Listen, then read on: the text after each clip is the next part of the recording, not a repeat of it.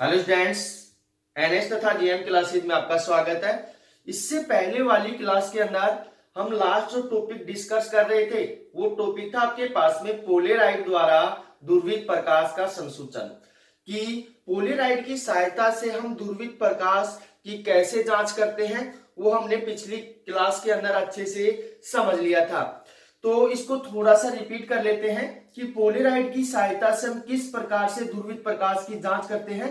तो दुर्वित प्रकाश की जांच करने के लिए हम दो पोलेराइडों का क्या करते हैं, उपयोग में लेते हैं या काम में लेते हैं।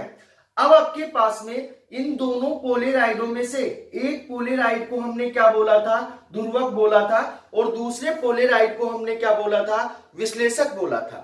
तो आपके पास में दो पोलेराइड है, एक ध्रुवक है और दूसरा क्या है, विश्लेषक है।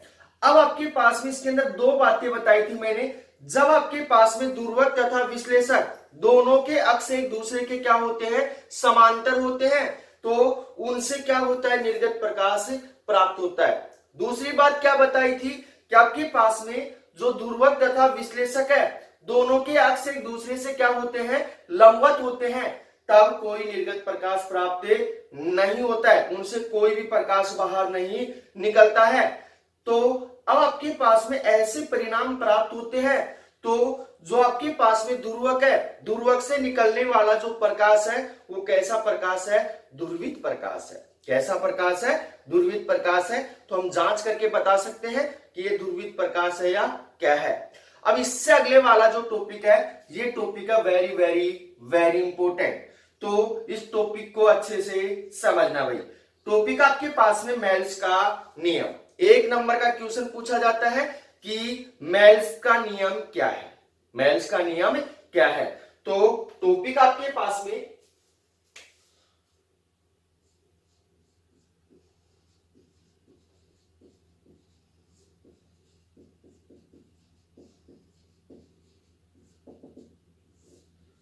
मेल्स का नियम। तो मेल्स का नियम क्या है भाई, अच्छे से सुनना कि जब अध्रुवित प्रकाश ध्रुवक तथा विश्लेषक से क्या होता है, पारगमित होता है। इससे पहले वाले टॉपिक के अंदर मैंने बता दिया था कि ध्रुवक और विश्लेषक क्या है, दो पोलेराइड आपके पास में। तो जब अध्रुवित प्रकाश ध्रुवक तथा विश्लेषक से क्या होता है, पारगमित होता है, बाहर निकलता है, तो कौन सा प्रकाश होता है आपके पास में, दुर्वित प्रकाश होता है। तो आपके पास में जो निर्गत प्रकाश है उस प्रकाश की जो तीव्रता है आई, वो ध्रुवक तथा विश्लेषक के अक्षों के मध्य जो बना हुआ कोण है उस कोण की कोज्या के वर्ग की क्या होती है, समानुपाती होती है। दोबारा से सुनना कि जब अध्रुवित प्रकाश ध्रुवक तथा विश्लेषक से क्या होता है, पारगमित होता है, तब आपके पास में क्या होगा भाई, अभी बताया था मैंने आपको, क्या होगा आपके पास में कि जो निर्गत प्रकाश है उसकी जो तीव्रता है वो ध्रुवक तथा विश्लेषक, ध्रुवक और विश्लेषक के जो अक्ष है उनके मध्य बने कोण की कोज्या के वर्ग के क्या होता है, समानुपाती होता है, जिसे क्या कहते हैं, मेल्स का नियम कहते हैं। बहुत इजी डेफिनेशन है। तो किस प्रकार से लिखेंगे इसको अच्छे से समझना भाई। जब अध्रुवित प्रकाश, जब अध्रुवित प्रकाश ध्रुवक तथा विश्लेषक, ध्रुवक तथा विश्लेषक से पारगमित होता है या गुजरता है, से पारगमित होता है या गुजरता है, एक ही बात है भाई। तो निर्गत प्रकाश की तीव्रता, तो निर्गत प्रकाश की तीव्रता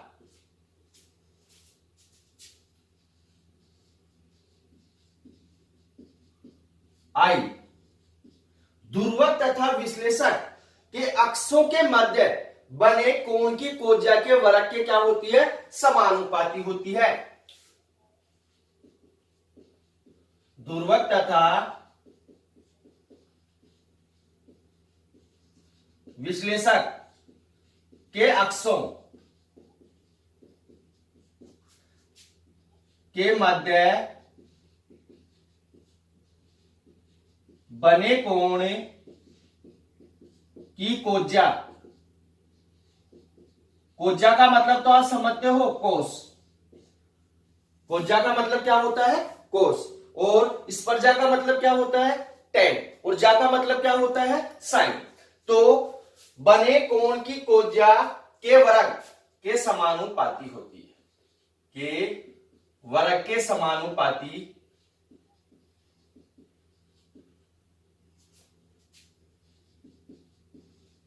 होती है, जिसे क्या कहते हैं मेल्स का नियम कहते हैं, जिसे मेल्स का नियम कहते हैं।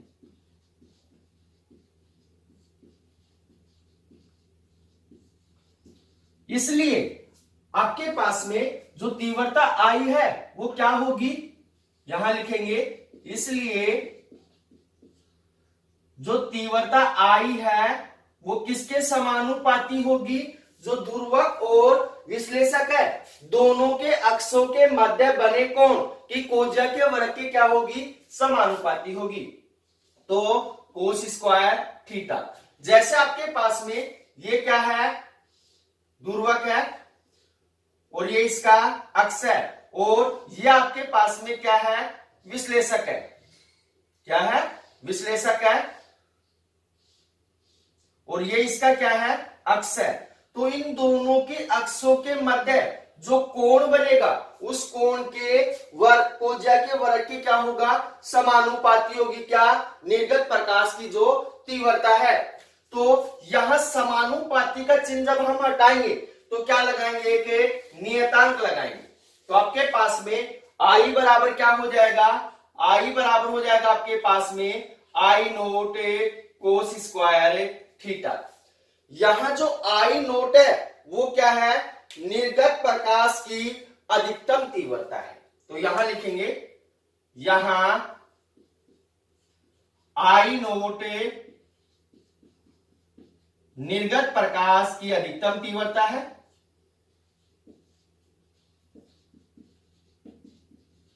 निर्गत प्रकाश की अधिकतम तीव्रता है। तो ये हो गया आपके पास में मेल्स का नियम। दोबारा से सुन लेना कि जब अध्रुवित प्रकाश ध्रुवक तथा विश्लेषक से क्या होता है गुजरता है या पारगमित होता है, तब आपके पास में जो पारगमित जो आपके पास में प्रकाश है या निर्गत जो प्रकाश है उस प्रकाश की जो तीव्रता है वो ध्रुवक तथा विश्लेषक के अक्षों के मध्य बने कोण की कोज्या के वर्ग के क्या होती है समानुपाती होती है। इसलिए आपके पास आई समानुपाती हो जाएगा कोस स्क्वायर थीटा। तो यहां समानुपाती का चिन्ह हटाएंगे तो आई बराबर क्या हो जाएगा आई नोट कोस स्क्वायर थीटा। यहां आई नोट क्या है जो निर्गत जो गुजरा हुआ जो प्रकाश है पारगमित जो प्रकाश है उसकी क्या है अधिकतम तीव्रता है। तो ये हो गया आपके पास में मेल्स का नियम। अब इसके अंदर ध्यान देना भाई, अब आपके पास में यहां पे दो कंडीशन लगेंगी। कंडीशन फर्स्ट क्या होगी कि जब आपके पास में ध्रुवक तथा विश्लेषक एक दूसरे के क्या है समांतर है, एक दूसरे के समांतर होंगे तो थीटा का मान कितना होगा 0 होगा। तो यहां पे फर्स्ट एरो का निशान लगाकर क्या लिखेंगे, या कंडीशन फर्स्ट भी डाल सकते हैं, कंडीशन ही डाल दो आप।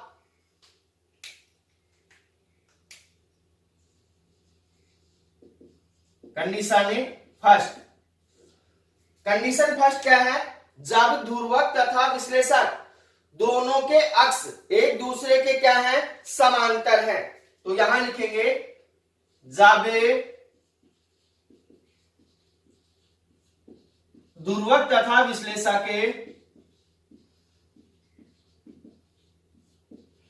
के अक्ष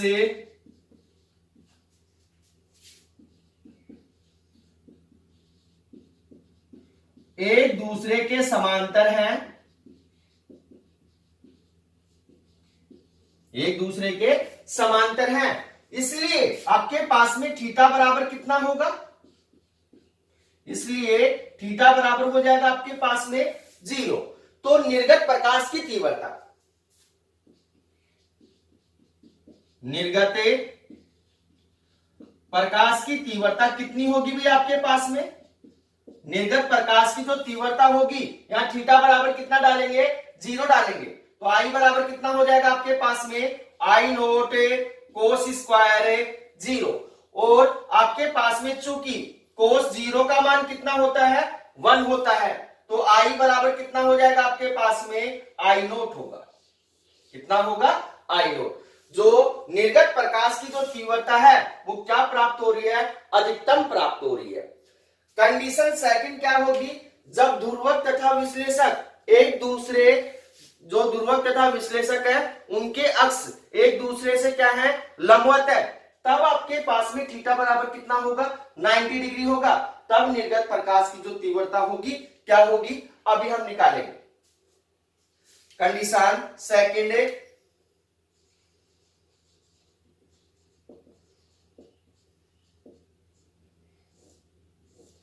जब ध्रुवक तथा विश्लेषक के अक्ष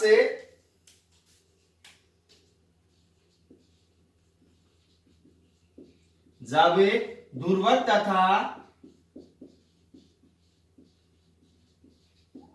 विश्लेषक के अक्ष एक दूसरे के लंबवत होते हैं, एक दूसरे के लंबवत होते हैं,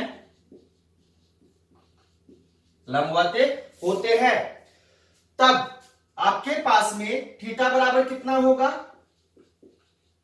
इसलिए थीटा बराबर हो जाएगा आपके पास में 90 डिग्री होगा। तो निर्गत प्रकाश की तीव्रता, निर्गत प्रकाश की तीव्रता, तो निर्गत प्रकाश की जो तीव्रता होगी क्या होगी भी आपके पास में? आई बराबर हो जाएगा आपके पास में आई नोट कोस स्क्वायर 90, क्योंकि थीटा बराबर कितना है? 90 है। तो आपके पास में कोस 90 का मान कितना होता है? आपके पास में 0 होता है। कितना होता है? 0। 0 को इस संख्या से मल्टीप्लाई करेंगे तो आपके पास में कितना हो जाएगा? आई बराबर कितना होगा? 0 होगा। इन दोनों समीकरणों से क्या निष्कर्ष निकल रहे हैं कि जब आपके पास में ध्रुवक और जो क्या है विश्लेषक है दोनों के अक्ष समांतर होंगे तभी हमें निर्गत प्रकाश प्राप्त होगा, अन्यथा निर्गत प्रकाश प्राप्त नहीं होगा। अगर दोनों के अक्ष क्या है? एक दूसरे के लंबवत है, तो हमें कोई निर्गत प्रकाश प्राप्त नहीं होता है। तो ये हो गया आपके पास में मेल्स का नियम। तो इसका स्क्रीनशॉट ले सकते हो आप।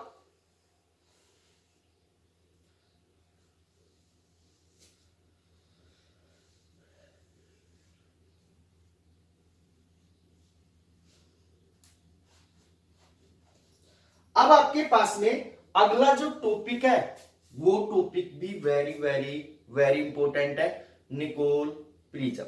तो निकोल प्रिज्म क्या होता है इसको हम अभी पढ़ेंगे।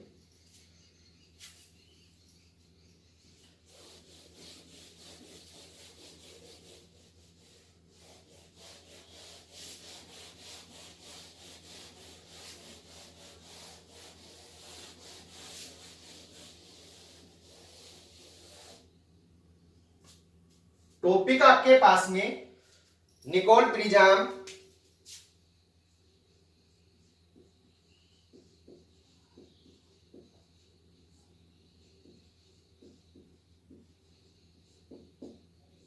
टॉपिक आपके पास में वेरी वेरी वेरी इंपॉर्टेंट है। तो निकोल प्रिज्म क्या होता है? अच्छे से सुनना भाई कि आपके पास में वह प्रिज्म या वह प्रकाशीय युक्ति जिसकी सहायता से समतल ध्रुवित प्रकाश प्राप्त किया जाता है क्या कहलाता है? निकोल प्रिज्म कहलाता है। डेफिनेशन बहुत इजी है। क्या होगा आपके पास में कि वह प्रिज्म या वह प्रकाशीय युक्ति जिसकी सहायता से क्या किया जाता है? समतल ध्रुवित प्रकाश प्राप्त किया जाता है क्या कहलाता है? निकोल प्रिज्म कहलाता है। डेफिनेशन बैठ गई समझ में। अब जो निकोल प्रिज्म होता है ये द्विव अपवर्तन की घटना के ऊपर क्या होता है, आधारित होता है। अब द्विव अपवर्तन की घटना क्या होती है कि आपके पास में किसी क्रिस्टल द्वारा, क्रिस्टल का नाम अभी आपको बताऊंगा, किसी क्रिस्टल द्वारा जो अपवर्तित प्रकाश किरणें हैं उसको दो भागों के अंदर जो विभाजित करने की जो क्रिया है उस क्रिया को क्या कहते हैं, द्विव अपवर्तन कहते हैं। कि आपके पास में प्रकाश को अपवर्तन के पश्चात कितने भागों के अंदर विभाजित कर दे, दो भागों के अंदर विभाजित कर दे, तो उसे क्या कहते हैं, द्विव अपवर्तन की क्रिया कहते हैं। और ये क्रिया कौन सा क्रिस्टल करता है, कैल्साइट क्रिस्टल करता है। कौन सा क्रिस्टल करता है, कैल्साइट क्रिस्टल करता है। तो निकोल प्रिज्म के अंदर कैल्साइट क्रिस्टल जब प्रकाश किरणों को कितनी किरणों के अंदर विभाजित कर रहा है, दो किरणों के अंदर विभाजित कर रहा है। एक आपके पास में साधारण किरण O होगी, दूसरी आपके पास में असाधारण किरण E होगी। तो ध्यान रखना भाई, जो कैल्साइट जो क्रिस्टल है वो द्विव अपवर्तन के द्वारा प्रकाश को एक साधारण किरण O तथा एक असाधारण किरण E के अंदर क्या कर रहा है, विभाजित कर रहा है। इसको सुन लेना, साधारण किरण कौन सी होगी कि आपके पास में वह किरण जो क्या करती है, पूर्ण आंतरिक परावर्तन के पश्चात जो निकोल प्रिज्म उसका क्या कर लेता है, अवशोषण कर लेता है। क्या कहलाएगा आपके पास में, असाधारण किरण, साधारण किरण वो कहलाएगी। और आपके पास में असाधारण जो किरण होगी वो क्या होगी, निकोल प्रिज्म से पारगमित हो जाएगी, बाहर निकल जाएगी। तो यहां पे ध्यान देना कि साधारण किरण क्या है और असाधारण किरण क्या है। तो अगर इसके हम दूसरे तरीके से मैं आपको समझाऊं तो साधारण किरण और असाधारण किरण के अंतर क्या होगा, आपके पास में असाधारण किरण के कारण पर्दे के ऊपर प्रतिबिंब बनता है और दूसरा आपके पास में जो साधारण किरण है उसके कारण भी पर्दे के ऊपर क्या बनता है, प्रतिबिंब बनता है। जब हम निकोल प्रिज्म को क्या करते हैं, घुमाते हैं, तब आपके पास में यहां ध्यान देना, दो किरणों के कारण दो प्रतिबिंब बन रहे हैं। तो एक प्रतिबिंब तो क्या रहता है, स्थिर रहता है, दूसरा प्रतिबिंब क्या करता है, उसके चारों तरफ चक्कर लगाता है। दूसरा प्रतिबिंब उसके चारों तरफ क्या लगाता है, चक्कर लगाता है। तब आपके पास में जिस किरण के कारण जो प्रतिबिंब स्थायी है वो कौन सी किरण आपके पास में, असाधारण किरण E है। और आपके पास में जिस किरण का प्रतिबिंब जो मेन प्रतिबिंब है उसके चारों तरफ क्या लगा रहा है, चक्कर लगा रहा है, तो वो कौन सी किरण आपके पास में, साधारण किरण O है। अब आपके पास में कैल्साइट के जो क्रिस्टल है उसके द्वारा जो साधारण किरण O है उसका पूर्ण आंतरिक परावर्तन से क्या कर लिया जाता है, वर्णात्मक अवशोषण कर लिया जाता है। अब पूर्ण आंतरिक परावर्तन कैसे होगा वो अभी हम आगे डिस्कस करेंगे। तो आपके पास में निकोल प्रिज्म के अंदर कौन सी किरण का, साधारण किरण का पूर्ण आंतरिक परावर्तन के द्वारा क्या कर लिया जाता है, वर्णात्मक अवशोषण कर लिया जाता है। बाहर कौन सी निकलती है आपके पास में, जो असाधारण किरण E है वो बाहर निकल जाती है, पारगमित हो जाती है और किसके रूप में प्राप्त होती है, समतल ध्रुवित प्रकाश के रूप में प्राप्त होती है। तो पहले इसकी डेफिनेशन लिखेंगे, फिर इसकी बनावट समझाएंगे, फिर इसकी कार्य प्रणाली को समझाएंगे। तो अब आपके पास में इसकी डेफिनेशन किस प्रकार से लिखेंगे, वह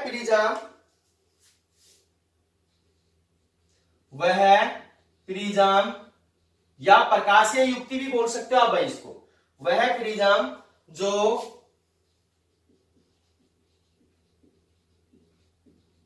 समतल ध्रुवित प्रकाश उत्पन्न करने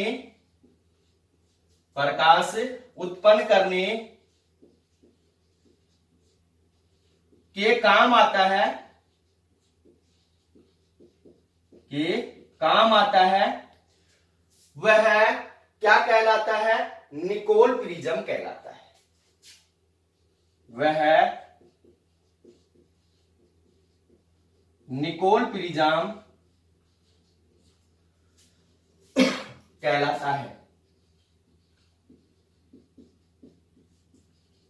तो निकोल प्रिज्म की डेफिनेशन आपको अच्छे से समझ में आ गई होगी। अब उससे आगे जो निकोल प्रिज्म है वो द्विव अपवर्तन की क्रिया पर आधारित होता है। तो यहां लिखेंगे निकोल प्रिज्म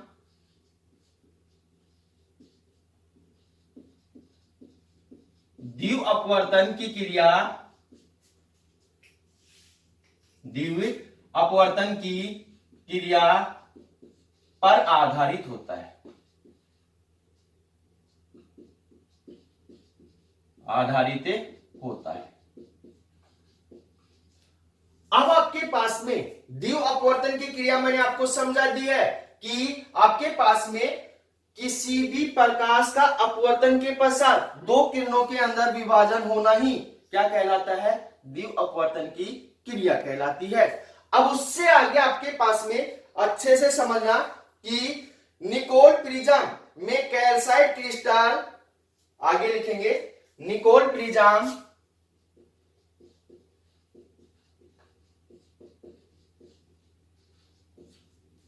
में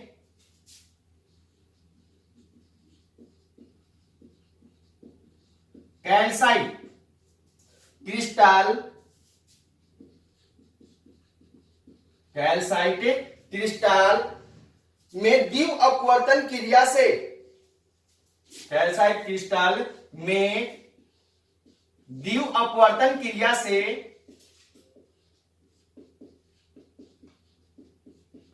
द्विव अपवर्तन क्रिया से साधारण प्रकाश किरण को पूर्ण आंतरिक परावर्तन द्वारा, साधारण प्रकाश किरण का पूर्ण आंतरिक परावर्तन द्वारा, पूर्ण आंतरिक परावर्तन द्वारा परावर्तित करके क्या कर लिया जाता है, अवशोषण कर लिया जाता है। तो क्या लिखेंगे आगे, पूर्ण आंतरिक परावर्तन द्वारा परावर्तित करके उसे क्या कर लिया जाता है, अलग कर लिया जाता है या उसका अवशोषण कर लिया जाता है। पूर्ण आंतरिक परावर्तन द्वारा अलग कर लिया जाता है,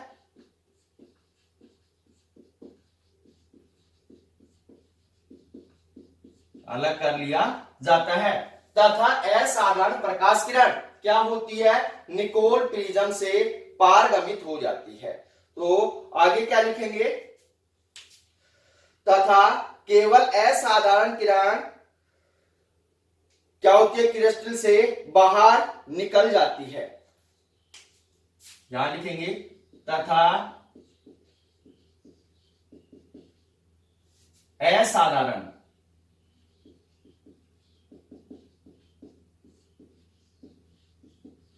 प्रकाश किरणें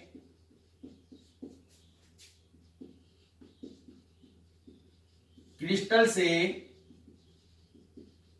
बाहर निकल जाती है, निकल जाती है, जिससे समतल ध्रुवित प्रकाश प्राप्त होता है,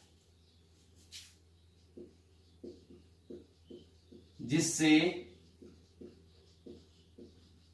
समतल ध्रुवित प्रकाश प्राप्त होता है।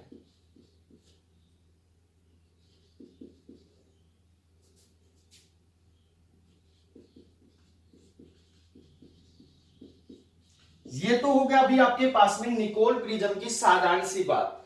अब आगे आपके पास में टॉपिक है निकोल प्रिज्म की बनावट।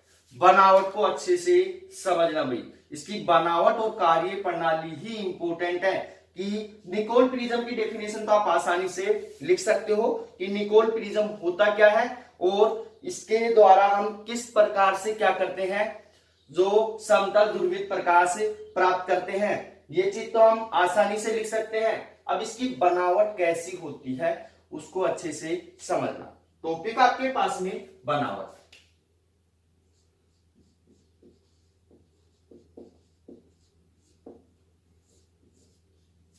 तो अब आपके पास में निकोल प्रिज्म को बनाने के लिए कैल्साइट क्रिस्टल का एक टुकड़ा ऐसे आकार का लिया जाता है।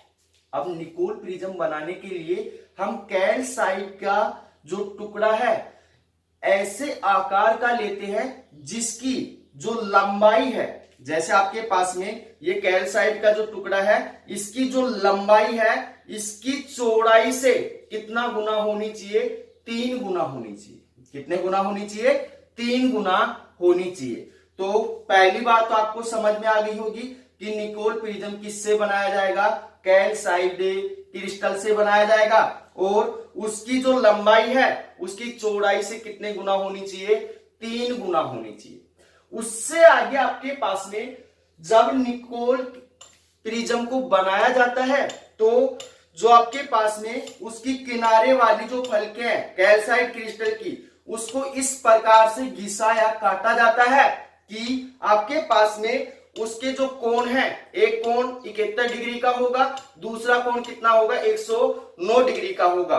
तो उसको इस प्रकार से घिसा या काटा जाता है कि उसके किनारों वाली फलकों पर जो कोण है वो कितने हो जाए? 71 से 68 आ जाए, और 109 से कितना हो जाए? 112 डिग्री हो जाए। तो यहाँ पे डायग्राम से समझा रहा हूं आपको कि निकोल प्रिज्म बनाने के लिए कैल्साइट क्रिस्टल के टुकड़े का आकार इस प्रकार से लिया जाता है। कैल्साइट क्रिस्टल के टुकड़े का आकार इस प्रकार से लिया जाता है कि उसकी जो चौड़ाई है उसकी जो लंबाई है उसकी चौड़ाई से कितने गुना हो? 3 गुना हो।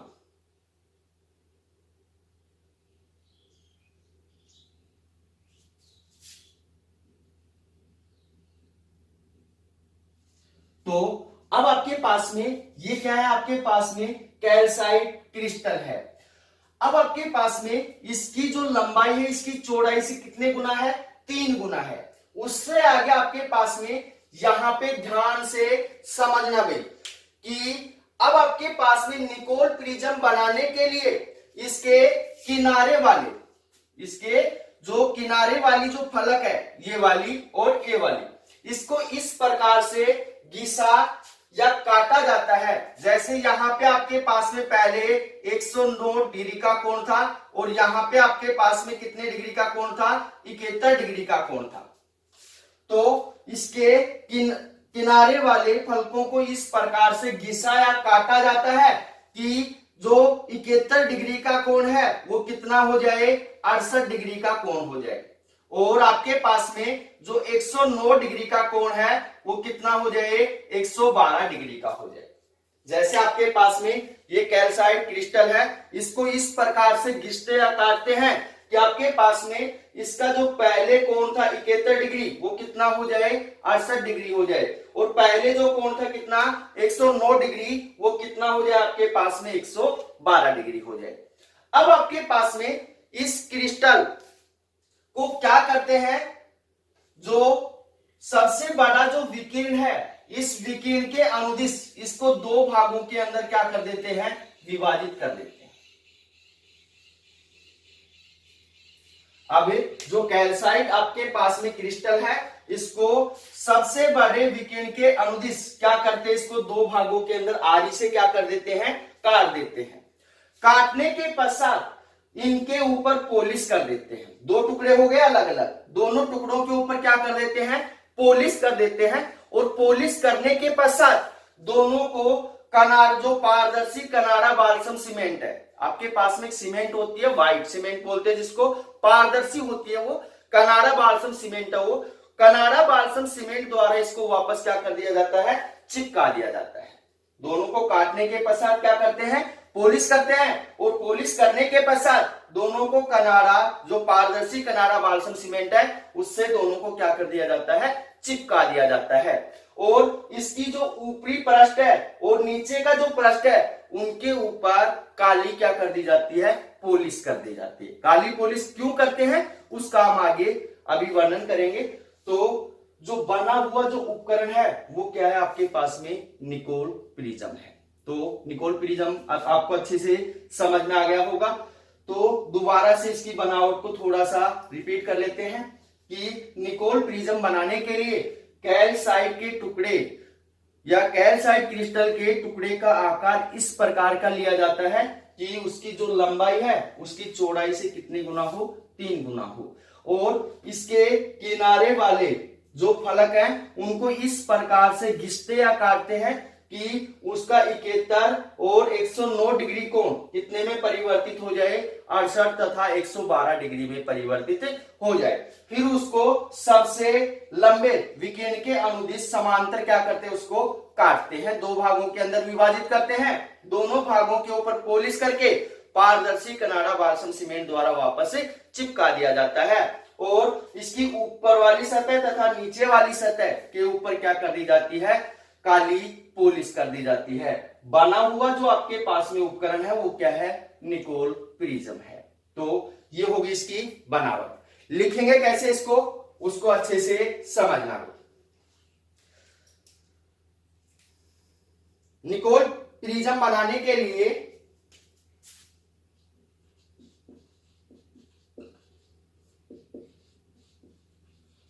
निकोल प्रिज्म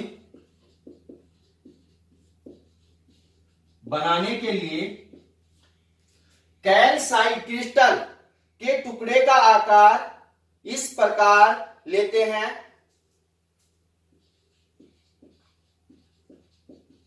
कैल्साइट क्रिस्टल के टुकड़े का आकार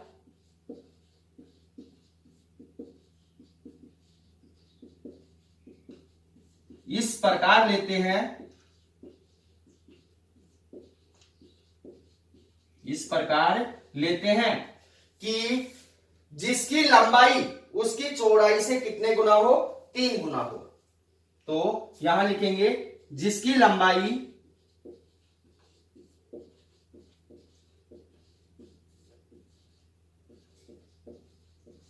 उसकी चौड़ाई से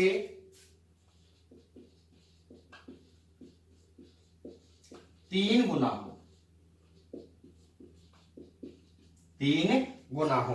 तो अब आपके पास में ये बात तो आपकी साधारण सी बात थी कि लंबाई चौड़ाई से कितने गुना हो, 3 गुना हो।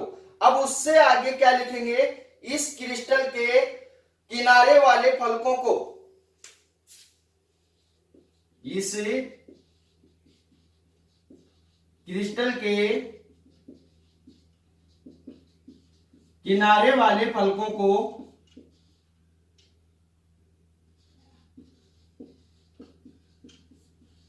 इस प्रकार घिसा या काटा जाता है,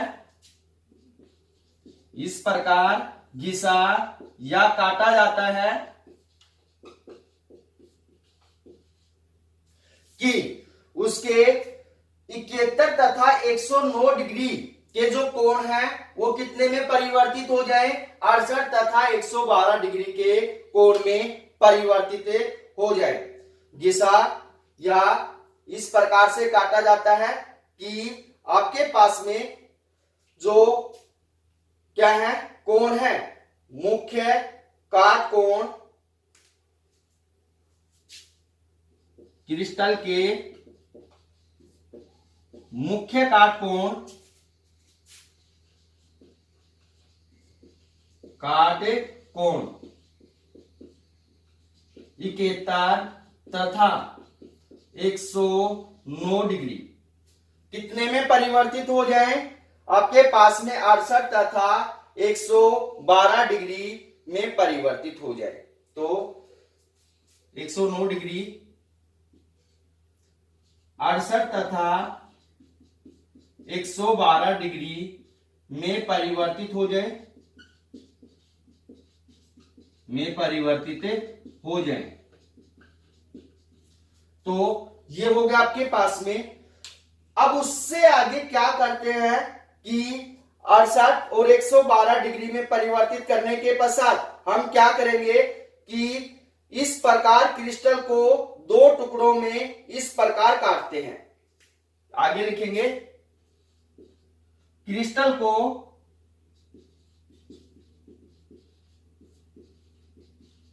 2 टुकड़ों में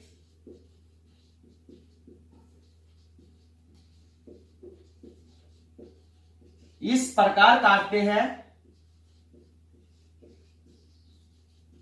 इस प्रकार काटते हैं। किस प्रकार से काटेंगे उसको अच्छे से समझना भाई, कि काट तल मुख्य परिच्छेद के लंबवत, कि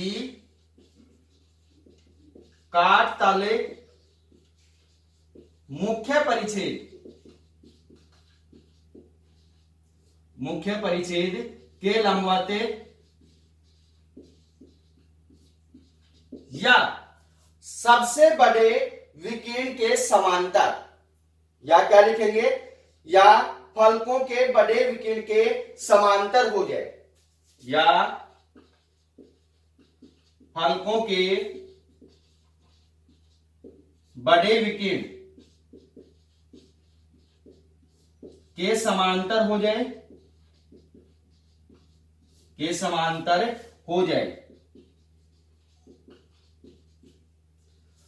उसके पश्चात क्या करते हैं भाई, दोनों टुकड़ों पर पॉलिश करके, दोनों टुकड़ों पर पॉलिश करके पुनः पारदर्शी कनाडा बालसम सीमेंट द्वारा जोड़ दिया जाता है।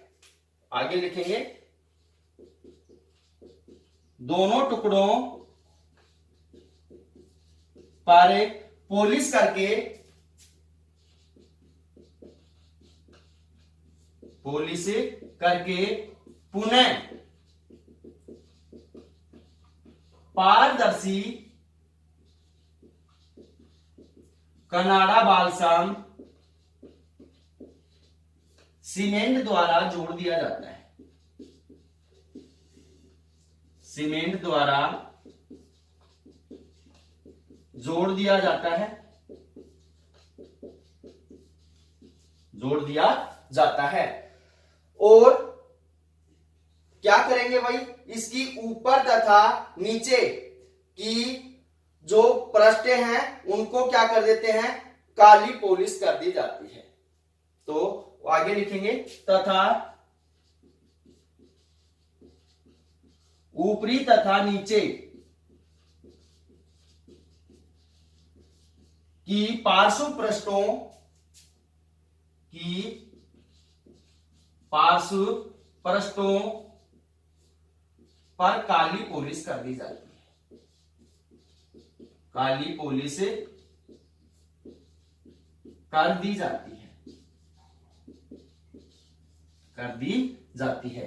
अब यहां पे रीजन सुन लेना भाई, काली पॉलिश क्यों करते हैं, अगर आपसे पूछ लिया जाए और दूसरे कलर की पॉलिश क्यों नहीं करते, काली ही क्यों करते हैं, क्योंकि आपके पास में जो काला जो कलर है वो प्रकाश का क्या करता है, सबसे अच्छा अवशोषण करता है। क्या करता है, सबसे अच्छा अवशोषण करता है, इसलिए उसकी पृष्ठों को क्या करते हैं, काली कर देते हैं। तो ये हो गया आपके पास में निकोल प्रिज्म की बनावट। अब इससे आगे आपके पास में इसकी है कार्य प्रणाली। तो कार्य प्रणाली को अच्छे से समझना भी, ऊपर से मैं रब कर रहा हूं, अगर इसका स्क्रीनशॉट लेना चाहते हो तो ले लो।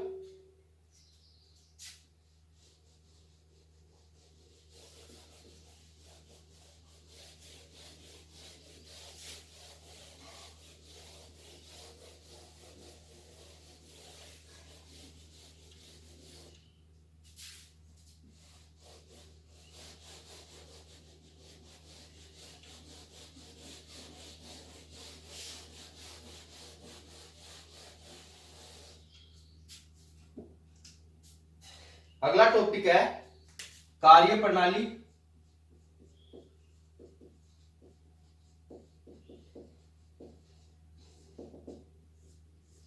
कार्य प्रणाली क्या होगी अच्छे से समझना भी, कि आपके पास में जब निकोल प्रिज्म के ऊपर क्या करते हैं, इसकी एक सतह, मान लिया आपके पास में ये ए है, ये बी है, ये सी है और ये क्या है, डी है। इसकी एक सतह ए बी के ऊपर क्या करते हैं, अध्रुवित प्रकाश आपतित करते हैं। तो यहां पे कार्य प्रणाली के अंदर क्या होगा कि निकोल प्रिज्म की एक सतह ए बी के ऊपर असाधारण प्रकाश क्या करते हैं, आपतित करते हैं। तो जो आपके पास में निकोल प्रिज्म है किसका बना हुआ है, कैल्साइट क्रिस्टल का बना हुआ है। तो जो कैल्साइट क्रिस्टल है वो इसको कितनी किरणों के अंदर विभाजित कर देता है, 2 किरणों के अंदर एक विभाजित कर देता है। 2 किरणों के अंदर क्या कर देता है, विभाजित कर देता है। एक आपके पास में साधारण किरण है और दूसरी आपके पास में क्या है, असाधारण किरण है। जो कैल्साइट क्रिस्टल है वो इसको 2 किरणों के अंदर विभाजित कर देता है। एक आपके पास में साधारण किरण है, साधारण किरण कौन सी है, ये है, ये हो गया आपके पास में साधारण किरण ओ, और ये हो गया आपके पास में असाधारण किरण ई। असाधारण किरण ई। अब उससे आगे ध्यान से सुनना, इसके अंदर जो आपके पास में कैल्साइट जो क्रिस्टल है वो आपके पास में इसका जो असाधारण किरण के लिए जो अपवर्तनांक होता है वो कितना होता है, आपके पास में साधारण किरण के लिए कैल्साइट का अपवर्तनांक होता है 1.65 होता है। साधारण किरण O के लिए कैल्साइट क्रिस्टल का जो अपवर्तनांक होता है 1.65 होता है। और कनाडा बाल्सम सीमेंट का जो अपवर्तनांक होता है वो कितना होता है, 1.55 होता है। कितना होता है, 1.55 होता है। इस बात को अच्छे से समझना भाई कि साधारण किरण के लिए कैल्साइट क्रिस्टल का जो अपवर्तनांक है वो कितना है, 1.65 है। और कनाडा बाल्सम सीमेंट का जो अपवर्तनांक है वो कौन सा अपवर्तनांक है, 1.55 है। तो यहाँ पे आप दोनों का अनुमान लगा सकते हो भाई किसका अपवर्तनांक अधिक है और किसका अपवर्तनांक कम है। तो असाधारण किरण के लिए कैल्साइट क्रिस्टल का अपवर्तनांक कितना है, साधारण किरण के लिए 1.65 है और कनाडा बाल्सम सीमेंट का कितना है, 1.55 है। तो जो साधारण किरण है कौन से माध्यम में जा रही है, सघन माध्यम से विरल माध्यम में जा रही है, सघन माध्यम से विरल माध्यम में जा रही है। और इसका क्या हो जाता है, पूर्ण आंतरिक परावर्तन हो जाता है। इसका क्या हो जाता है, पूर्ण आंतरिक परावर्तन हो जाता है। और जैसे इसका पूर्ण आंतरिक परावर्तन होगा तो यहाँ पे आपके पास में क्या है, काली परतें हैं या काले पृष्ठ है, उनके द्वारा इस किरण का क्या हो जाता है, अवशोषण हो जाता है। तो यहां लिखेंगे काला पृष्ठ। तो इस काले पृष्ठ द्वारा इस साधारण किरण का क्या हो जाता है, अवशोषण हो जाता है। परंतु आपके पास में इससे आगे ध्यान से समझना कि जो असाधारण किरण है उसके लिए कैल्साइट जो क्रिस्टल है इसका अपवर्तनांक कितना होगा, आपके पास में इसका अपवर्तनांक होगा आपके पास में 1.46 होगा, 1.46।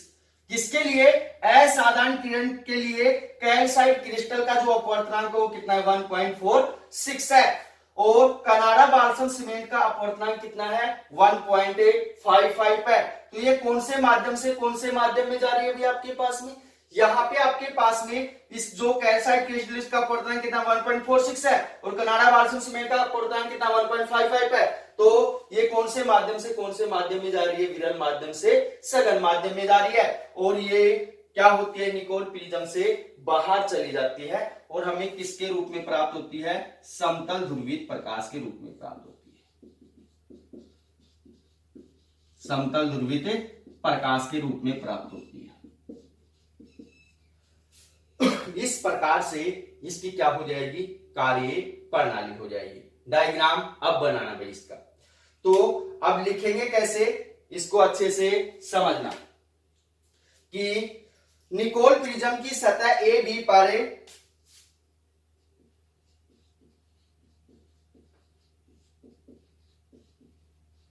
निकोल प्रिज्म की सतह ए बी पर जब अध्रुवित प्रकाश क्या करते हैं, आपतित करते हैं। जब अध्रुवित प्रकाश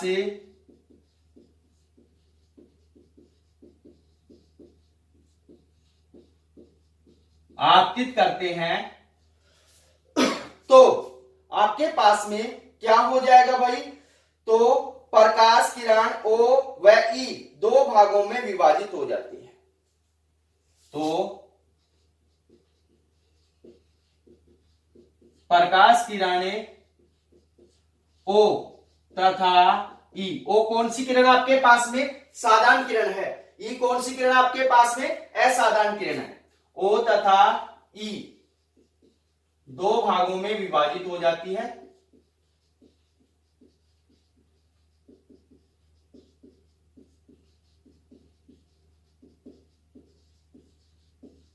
दो भागों में विभाजित हो जाती है।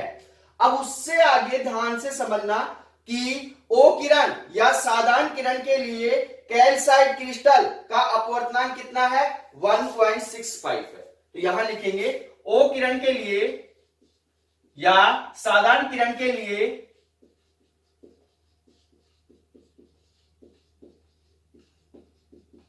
कैल्साइट क्रिस्टल का अपवर्तनांक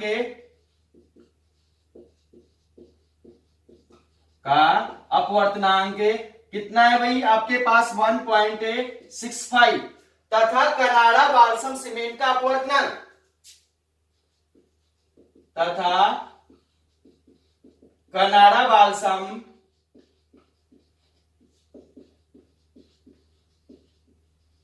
सीमेंट का अपवर्तनांक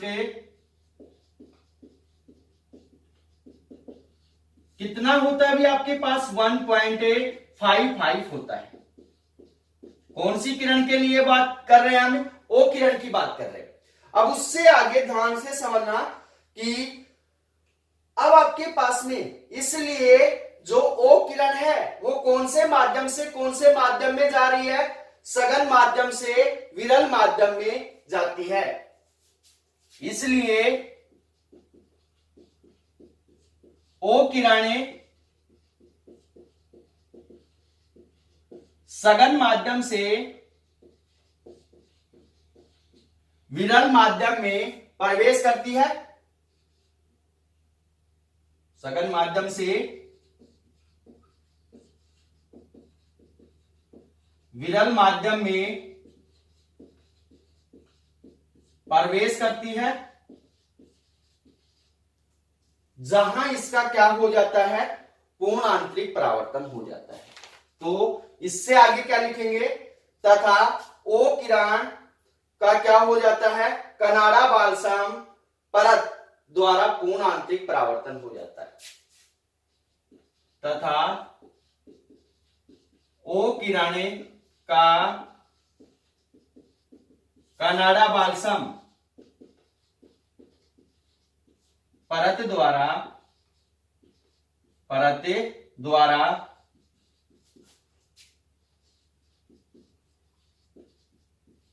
पूर्ण आंतरिक परावर्तन हो जाता है और काले पृष्ठों द्वारा क्या कर लिया जाता है, अवशोषण कर लिया जाता है। तथा आगे क्या लिखेंगे, काली सतहों द्वारा अवशोषण कर लिया जाता है।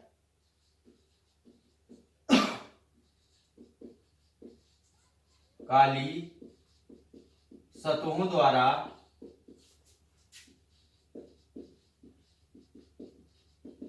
अवशोषण कर लिया जाता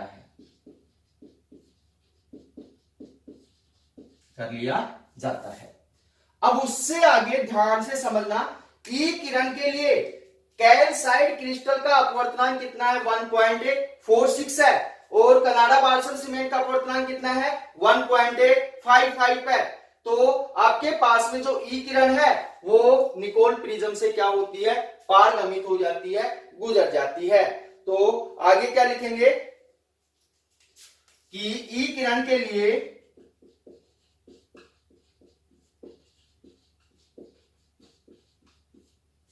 कैल्साइट क्रिस्टल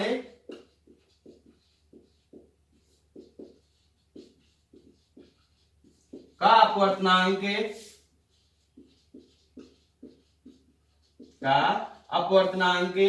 1.46 से तथा कनाडा बाल्सम सीमेंट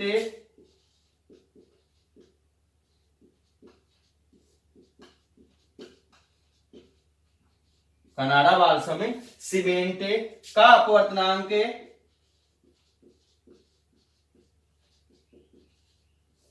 1.55 से कम होता है,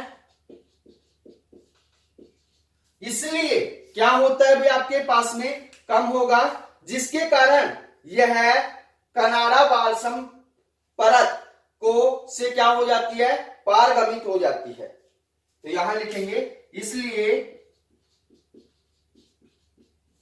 यह कनाडा बाल्सम परत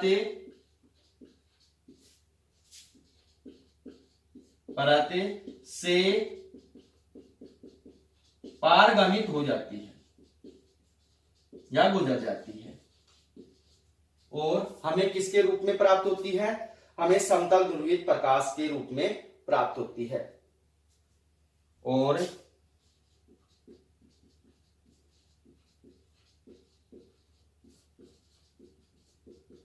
समतल ध्रुवित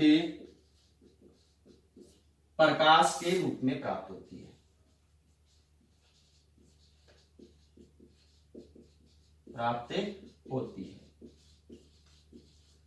तो ये होगा भी आपके पास में निकोल प्रिज्म। तो अपना 12वां चैप्टर कंप्लीट हो चुका है। 12वें चैप्टर के अंदर किसी भी भैया बहना को किसी भी टॉपिक के अंदर आपको प्रॉब्लम है तो आप कमेंट्स करके या व्हाट्सएप पे मैसेज करके बता सकते हैं, उसको दोबारा से समझा दिया जाएगा। अगर वीडियो पसंद आया है तो वीडियो को लाइक कीजिए, शेयर कीजिए तथा हमारे यूट्यूब चैनल को सब्सक्राइब कीजिए। तो मिलते हैं एक छोटे से ब्रेक के बाद। धन्यवाद।